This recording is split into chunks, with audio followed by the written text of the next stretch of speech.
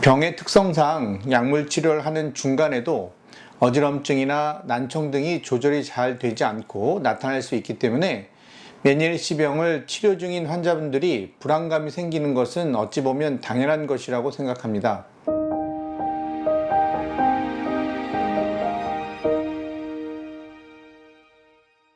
안녕하세요. 해피 뉴이어의 유신영 원장입니다. 메니에르시 병은 귀 질환 중 대표적인 만성 질환이다 보니 아무래도 다른 귀 증상에 비해서 진료실에서 환자분들을 만나는 횟수나 기간이 제일 많은 것 같습니다.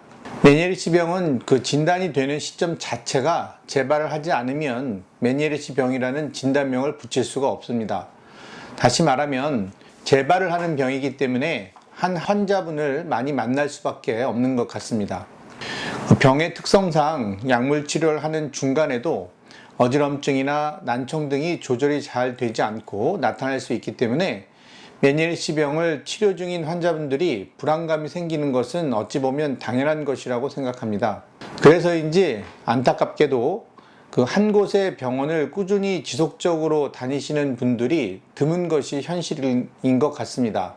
저희 병원 또한 그 진료를 받다 타 기관으로 가시는 환자분들도 계시고 또 타 기관에서 진료를 받다 저희 병원으로 오시는 환자분들도 계십니다.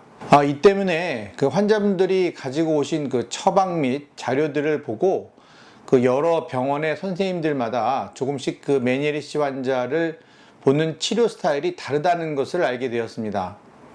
메니에르시 병의 치료 원칙은 어지럼증의 재발을 막고 청력을 보존하는 데 있는 것은 그 주지의 사실입니다. 그리고 이 치료 목표를 달성하기 위해서는 그 기본적으로 생활 습관 조절을 하는 것에 대해서는 다른 이견이 있을 수가 없습니다. 그런데 그 의료진의 입장에서 보면 환자분들께서 실제 이 생활 습관 조절을 잘 하고 계신지 아니면 제대로 수행을 하고 계신지 않은지를 관리해 나갈 것인가 아니면 자율에 맡길 것인가가 그 치료 스타일에 있어서 한 가지 그 차이점이 될 수 있겠고요. 또 한 가지는 만약 관리가 잘 되지 않아서 뇌의 압력에 문제가 있을 때에 그 문제점을 어떻게 평가하여 그 뇌의 압력을 낮추기 위해서는 그 약물 치료를 어떠한 기준을 가지고 얼마나 오랜 기간 약물 치료를 시행할 것인가에 대해서 제가 그간 알게 된 그 대부분의 교수님들의 처방을 보면 저와는 좀 어느 정도의 그 차이가 있습니다. 아무래도 저는 그 대학의 교수님들보다 진료하는 횟수가 또는 시간이 많기 때문에 한 환자분께 할애할 수 있는 시간도 좀 제가 더 유리한 면이 있는 것이 사실입니다.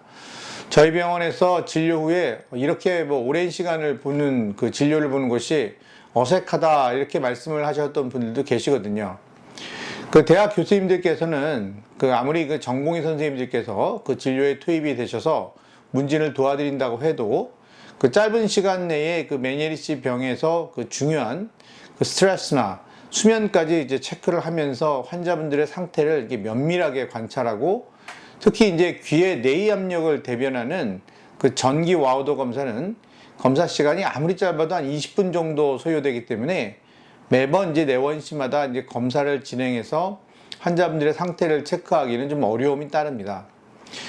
따라서 많은 교수님들께서는 뭐 한 2개월에 3개월 정도의 약물을 처방하시고 이제 증세가 없으면 내원하지 않으셔도 되고 또 어지럽거나 이제 청력이 떨어지면 그때 이제 내원을 권유하시는 경우가 현실적인 이제 처방 형태입니다.